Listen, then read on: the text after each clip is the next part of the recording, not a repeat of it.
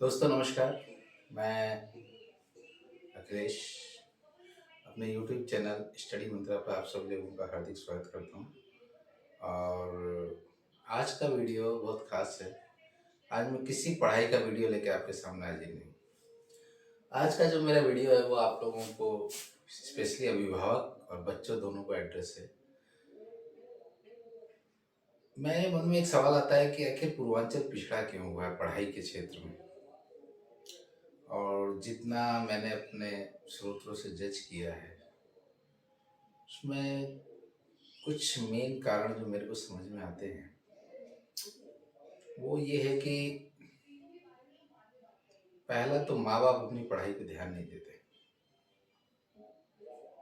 यहाँ के जो माँ बाप हैं अगर उनके पास पैसा है तो वो अपने बच्चों को पढ़ाने पे जरा भी विश्वास नहीं करते। अगर उनको नहाने जाना है तो 1,000 रुपये कर्जा ले लेंगे, लेकिन अपने बेटे की अगर फीस देनी है तो वो नहीं दे पाएंगे। और माँ बाप अपने बच्चे को गाइड एकदम नहीं कर रहे। जहाँ तक मैं सोचता हूँ कि अगर आपको ये बात बुरी लगती होगी, लेकिन ये सच है कि पूर्वांचल मजदूर देता है पूरे विश्व को और भारत को। बात कड़वी है लेकिन सच है। और माँ बाप भी अपने बेटे पे ध्यान नहीं देते। अगर कोई आदमी विदेश में कमा रहा है तो उसका पहला सपना क्या होता है कि मैं घर बनवा लूँ ताकि मैं दुनिया को दिखा सकूं कि ये मेरा बंगला है। विदेश से आने वाला व्यक्ति अंगूठी पहन के आता है, सीकड़ पहन के आता है। उसके बाद 4 लोगों को दिखाता है कि देखो मैंने विदेश में इतना कमाया। लेकिन जितने विदेश में कमाने वाले हैं उनका बुढ़ापा जो मैंने देखा है बहुत कष्टदायक है। उसका कारण यह है कि दिखावे में बहुत पैसा खर्च करते हैं यहाँ के लोग। नहाने पे खर्च कर देंगे, शादी ब्याह पे खर्च कर देंगे, एक मकान है फिर भी एक मकान खरीदने पे खर्च कर देंगे, लेकिन एक बेटे को पढ़ाने पे कभी खर्च नहीं करेंगे, एक बेटी को पढ़ाने पे कभी खर्च नहीं करेंगे। क्यों? मैं आपको बताऊं, मेरी सारी एजुकेशन कोटा कोटा हब है। आपको मालूम है जी, एलन इंस्टीट्यूट का मैं पहला बच्चा रहा हूँ। और जो किस कारण से मैं यहाँ आ गया, फंस गया, वो तो पारिवारिक कुछ दिक्कतें हैं जिसका मैं यहाँ जिक्र नहीं करना चाहूँगा। लेकिन फिर भी जो मैंने अनुभव किया है कि माँ बाप अपने बच्चों को पढ़ाई पे जरा भी ध्यान नहीं देते। दूसरा चीज़ है, यहाँ जो कुकुर मुत्ते की तरह जो अंग्रेजी मीडियम स्कूल खुले हैं ना, उनमें क्वालिटी कुछ नहीं है, सिर्फ पैसा लूट रहे हैं वो लोग। अब सोचिए, अंग्रेजी मीडियम पढ़ने वाला बच्चा अगर ये कहे कि मुझे अंग्रेजी की कोचिंग करनी है तो आप इसे क्या समझेंगे? एक हंसी, मजाक? अंग्रेजी मीडियम पढ़ने वाला बच्चा अगर ये कहता है कि मुझे अंग्रेजी मीडियम की कोचिंग करनी है, इंग्लिश की कोचिंग करनी है, तो आप क्या कहेंगे इसको? इससे बड़ा मजाक दुनिया में कुछ हो नहीं सकता है कि जिस भाषा में आप पढ़ रहे हैं उसी भाषा की आप कोचिंग करना चाहते हैं। क्या है ये? मजाक ही है ना। तो जितने अंग्रेजी मीडियम स्कूल खुले ना, इससे आप लोगों को बुद्धू बना है, पैसा लूट रहा है आपका। तो मेरा पहला ये है कि आप अपने बच्चों पे ध्यान दीजिए। अंग्रेजी मीडियम में पढ़ाइए, कोई दिक्कत नहीं है, ठीक है। जो स्कूल है जैसे है वो क्वालिटी नहीं दे पा रहे हैं, लेकिन आप अपने घर का ऐसा माहौल बनाइए।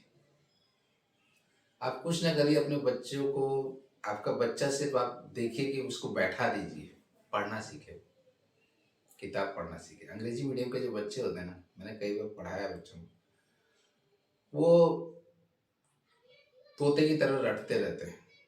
मतलब गणित में अगर अंग्रेजी मीडियम का बच्चा पढ़ रहा है तो वो क्या उस क्वेश्चन है उसको समझ ही नहीं पाता है, तो क्या मतलब हुआ उसका? जब आप जिस सब्जेक्ट को पढ़ रहे हैं उसके क्वेश्चन को आप समझ ही नहीं पाए तो उस मीडियम का मतलब क्या हुआ? कुछ नहीं। लेकिन एक अंधी दौड़ है जिसके पीछे जमाना भाग रहा है, अच्छी बात है, आप भी भागिए। लेकिन मेरा एक ही चीज़ कहना है कि अपने बच्चों पे ध्यान दीजिए। आप अंग्रेजी मीडियम में पढ़ाइए, कोई दिक्कत नहीं है, जमाना जिस ट्रेंड में भाग रहा है आप भी उसी में भागिए, लेकिन अपने बच्चों पे ध्यान दीजिए। ये बच्चे आपका भविष्य है। और एक पौधे को जिस प्रकार जब लगाया जाता है तो उसको बहुत ध्यान दिया जाता है, सींचा जाता है। ये बच्चे जो है ना, एक मासूम से पौधे, और यही आपका भविष्य है, यही आपका बुढ़ापा है। बुढ़ापे में यही आपका साथ देंगे, तो आप इनसे अनदेखी मत कीजिए, ध्यान दीजिए। केवल पैसा दे देना बड़ी चीज नहीं होती है, उन पे ध्यान दीजिए। पौधा लगाने के बाद उस पर मिट्टी चढ़ाई जाती है, उसको धूप में रखा जाता है, उसको खाद दी जाती है, उसको पानी दिया जाता है, तब ना पौधा आगे बढ़ता है। तो बच्चों पे आप ये चीज़ क्यों नहीं करते हैं? सिर्फ अपने घमंड में जी रहे 4 बीघा मेरी ज़मीन है, तो बीघा का लेकर 4 डालेंगे क्या? अगर आपका बेटा आपका काबिल नहीं निकला ना तो ये सारा बीघा धरा रह जाएगा, ये समझ लीजिए। बेच के शराब पी के उड़ा देगा और आपके बुढ़ापे को वाट लगा देगा। मेरी बात बुरी लग रही होगी आपको, लेकिन यही सच है। तो पहला प्रायोरिटी आपका बेटा होना चाहिए।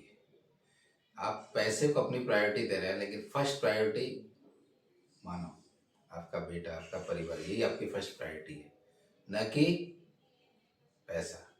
आपको मैं बताऊं, मैं एक बार आगरा गया था परिवार के साथ। मैं इस घटना का जिक्र स्पेशली इस वीडियो में करना चाहूँगा। तो मेरे को पढ़ने का बड़ा शौक है, नॉवेल वोवेल चाहिए हुई। तो मैं आगरा स्टेशन पर उतरा और वहाँ पे नॉवेल के एक स्टॉल पे चला गया।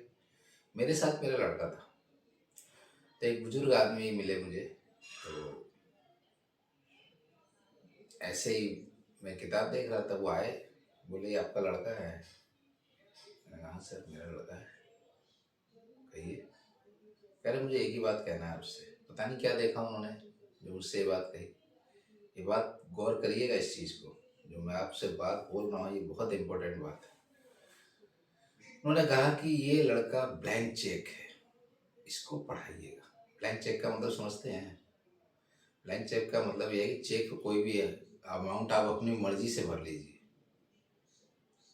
तो उसने बहुत बड़ी बात उस वृद्ध ने बोली थी और मेरे को आज तक याद है वो बात। तो मैं भी आपसे ये कहना चाहता हूँ कि आपका बेटा या बेटी आपके ब्लैंक चेक है और इनका भविष्य संवारिए।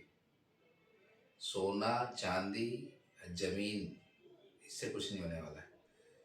एक मनुष्य की सफलता का आकलन आप कैसे करेंगे? क्या उसने बहुत अच्छा घर बना लिया? नहीं। या गाड़ी खरीद ली, फॉर्च्यूनर ले ली, स्कॉर्पियो ले ली? नहीं।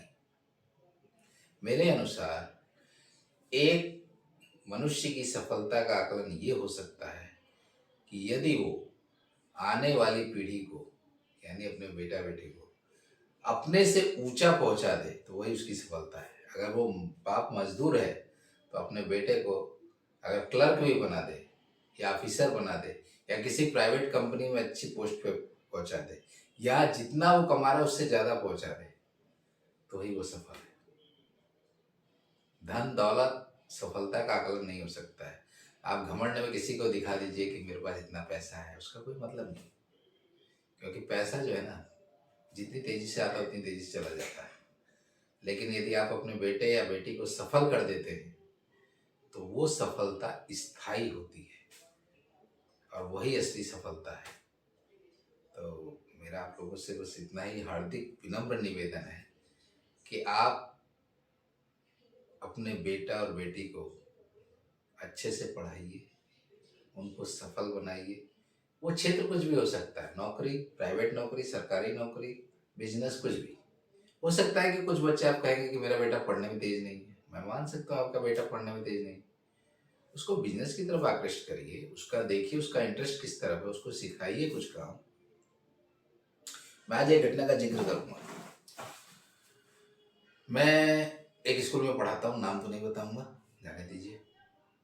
लेकिन मेरा एक स्टूडेंट था, मैं 8वीं से ऊपर ही पढ़ाता हूँ, 9, 10, 11, 12। लेकिन वो लड़का 8वीं में था और उस लड़के में मेरे को कुछ अजीब दिखता था।